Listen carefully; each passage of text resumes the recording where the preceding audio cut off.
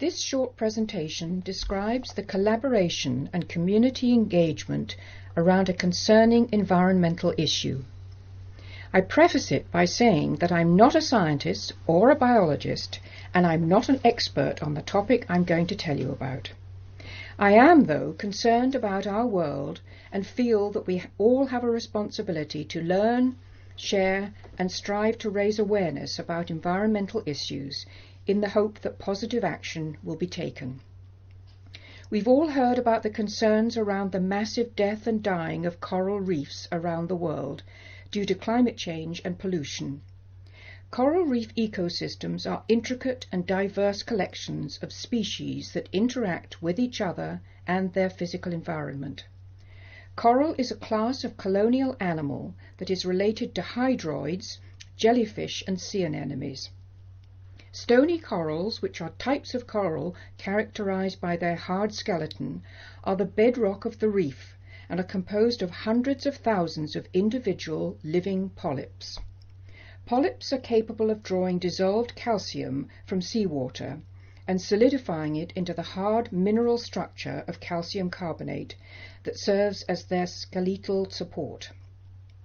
When you look at a colony of coral, only the thin layer on the surface is live coral. The mass beneath is the calcium carbonate skeleton that may be decades old. Corals can be found throughout the world's oceans, in both shallow and deep water. However, the reef-building corals that rely on a symbiotic relationship with algae need shallow, clear water, allowing light penetration for photosynthesis. Stony corals also require tropical or subtropical temperatures, which exist in a band 30 degrees north to 30 degrees south of the equator. Cold water corals, also known as deep water corals, are found in deeper, darker parts of the ocean, ranging from near the surface to more than 2,000 meters deep, where water temperatures may be as cold as 4 degrees centigrade. They are slow-growing corals, and they consume plankton to survive. While there are nearly as many species of deep-water corals as shallow-water species, only a few deep-water species develop traditional reefs. Cold-water coral is found in the Canadian coastal and offshore waters of the Pacific, Atlantic, and Arctic Oceans, as well as in the Gulf of St. Lawrence. Coral reefs are some of the most diverse and valuable ecosystems on Earth. Coral reefs support thousands of species of fish, more species per unit area than any other marine environment. Scientists estimate that there may be millions of undiscovered species of organisms living in and around reefs. This biodiversity is considered key to finding new medicines for the 21st century. Many drugs are now being developed from coral reef animals and plants as possible cures for cancer, arthritis, human bacterial infections, viruses, and other diseases. Healthy coral reefs support commercial and subsistence fisheries, as well as jobs and businesses through tourism and recreation. Fisheries depend on coral reefs and related habitats for part of the fish life cycles. Coral reef structures also buffer shorelines against the energy from waves, storms, and floods, helping to prevent loss of life, property damage, and erosion. Under stressful conditions such as temperature increases, overexposure to sunlight, and pollution, coral expels the symbiotic algae living within its tissues, causing it to turn completely white. Although coral can survive bleaching events, continued stress causes coral death. This is what drove science writer Margaret Wertheim and artist Christine Wertheim, twin sisters from Australia, to create the Crochet Coral Reef project in 2005. They realized that crochet has an amazing ability to mimic the mathematical unique forms of reefs while bringing crafting and science education together. The amazing Crochet Coral Reef Travelling Exhibition has been presented around the world, including the Ontario Science Centre, and has inspired community activism, environmental awareness, and math and science learning. The travelling exhibit has inspired local groups to build their own crochet satellite reefs. More than 20,000 people in more than 40 communities have crocheted satellite reefs around the world. The Ontario Science Centre joined this network of satellite reefs and sought contributions to their province-wide community art project to help them create a colourful coral reef made entirely from crochet. I digress a little at this point to bring in the collaboration component of this project. I volunteer at Windreach Farm, which is an 105-acre working farm near Ashburn, north of Whitby, which is accessible to people with disabilities, allowing them to engage in farm activities and to enjoy nature.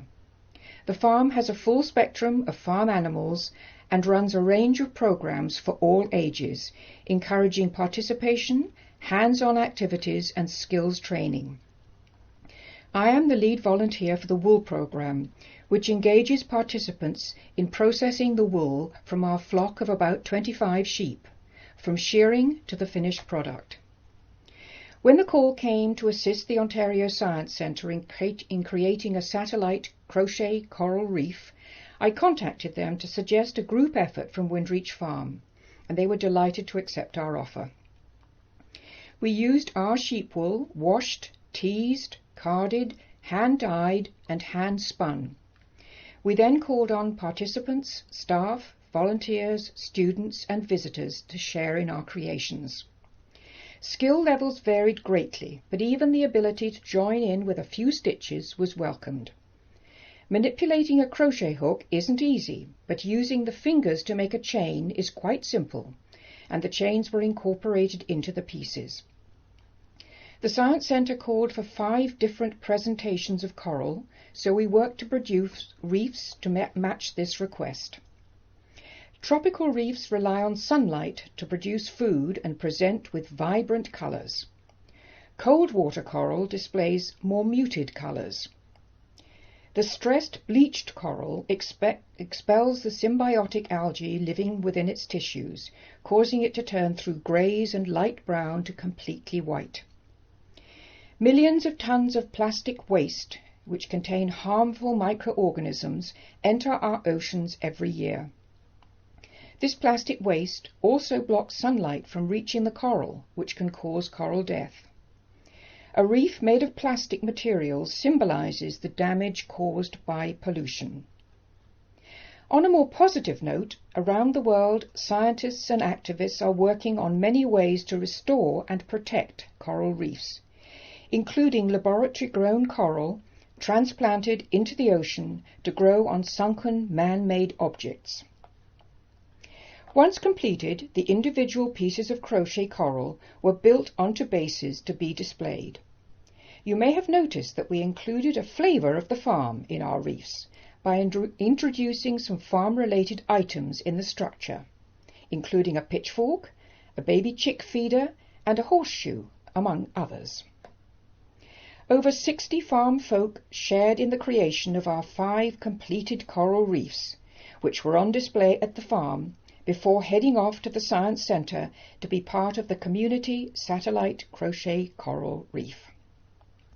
It was a learning experience for many people, not only about the plight of coral reefs, but also an introduction to the pleasures of crocheting and promoting the many benefits of sheep wool.